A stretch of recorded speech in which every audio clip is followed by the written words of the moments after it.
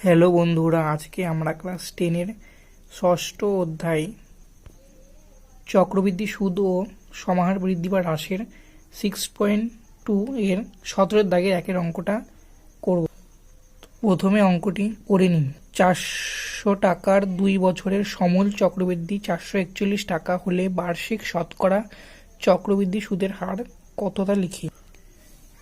ধরি আসল পি সমান 400 টাকা, সময় বছর, এন সমান 2 বছর।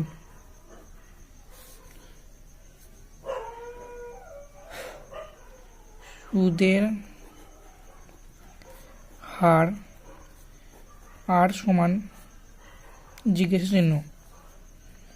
আমরা জানি সমূল চক্রবৃদ্ধি সমান সমান P into 1 plus R by 100 whole to the power N, বা 400 into 1 plus R by 100 whole to the power 2 সমান 441, বা 1 plus R by 100 whole to the power 2 সমান 441 বাই 400, বা 1 plus R by 100 whole square সমান 21 by 20 whole square, বা 1 plus R by 100 সমান সমান 20 by 21 by 20, বা আর বাই 100 সমান 21 বাই 20 মাইনাস 1,